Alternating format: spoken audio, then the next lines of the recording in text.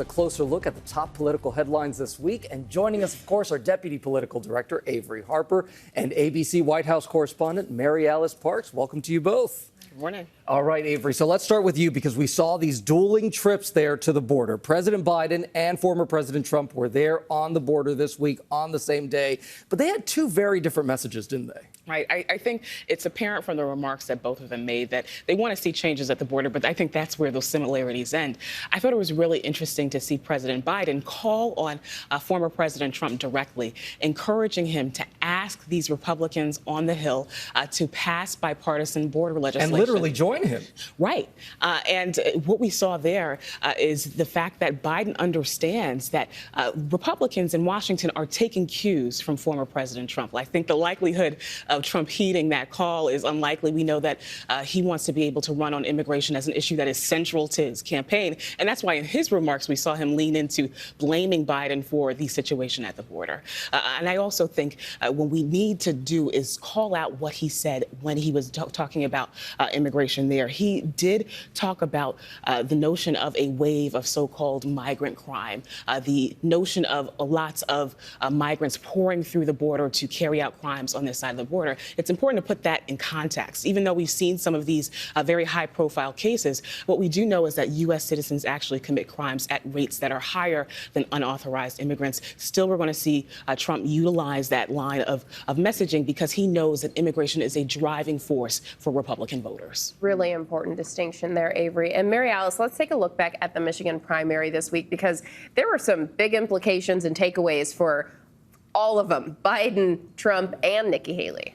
Yeah, look, I think for Democrats, it was a glaring, big, blinking warning sign. I mean, there were 100 Democrats who came out to lodge a protest vote. Forget those who might have even stayed home. 100,000 Democrats who came out to basically give a vote of no confidence, to vote uncommitted in that Democratic primary. And when you look back in Michigan in 2016, Hillary Clinton lost there by just over 10,000 votes. In 2020, Biden won, but by about 150,000 votes. So 100,000 votes, that is enough people to swing that key battleground state.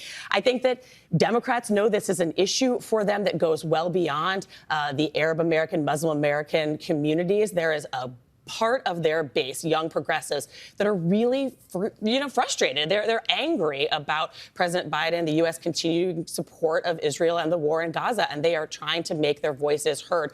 Democrats know that they need to deal with this.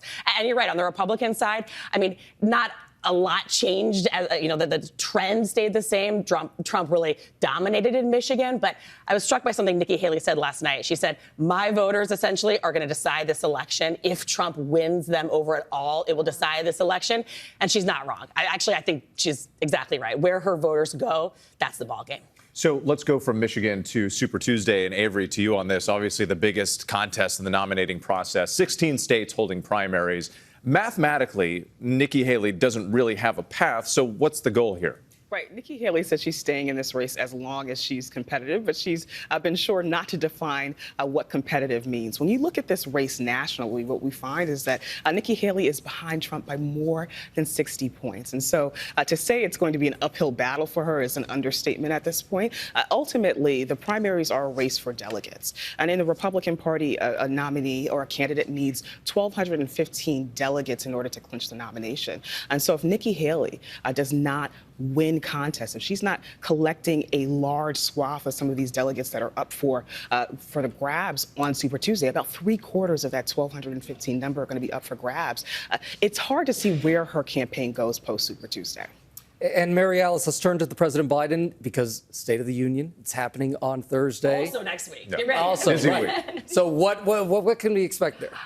Look, the president needs to capitalize on this moment. The campaign is very aware that the State of the Union is one of those moments that breaks through the noise.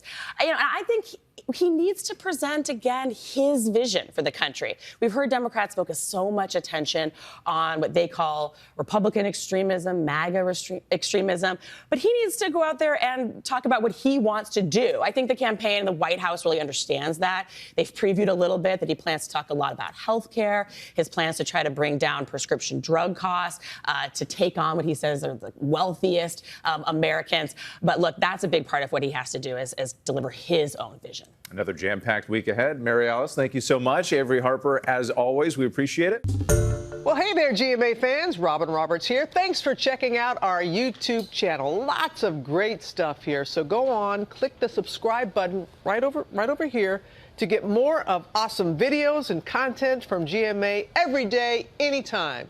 We thank you for watching, and we'll see you in the morning on GMA.